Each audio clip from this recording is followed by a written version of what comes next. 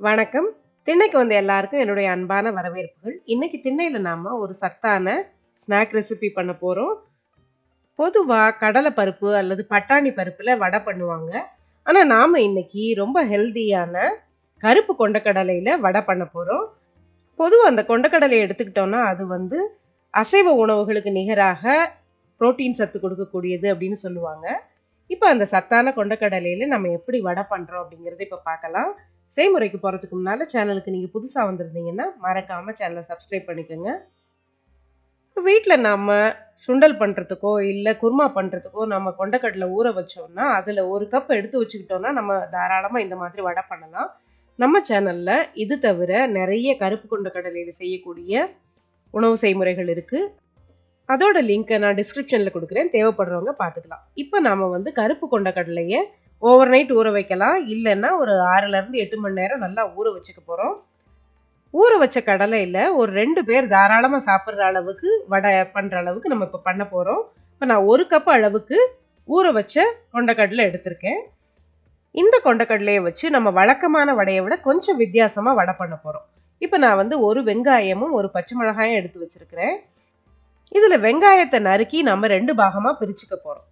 அதாவது பாதியை நாம அரைக்க போறோம், பாதியை வடையில வடை மாவுல சேர்த்து நம்ம வடை பண்ண போறோம்.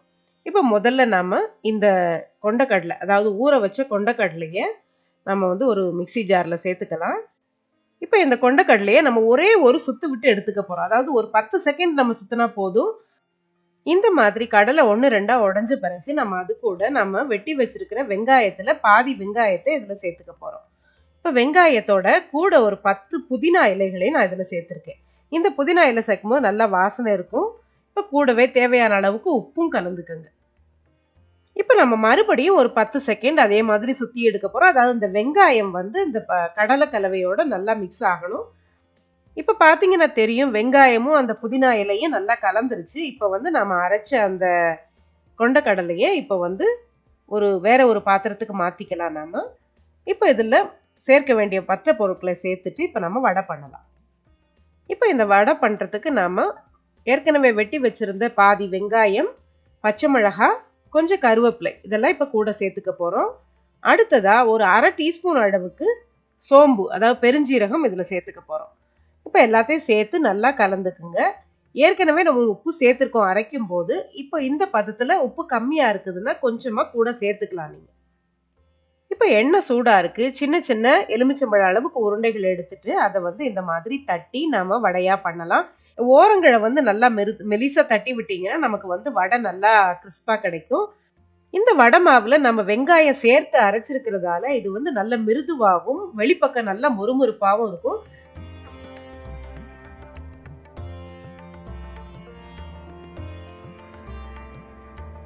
வடை பொரிக்கும் போது எண்ணெயை மிதமான சூட்டுல வச்சுக்கோங்க. அது மட்டும் இல்லாம வடைகளை போட்ட உடனே திருப்பி விடாதீங்க.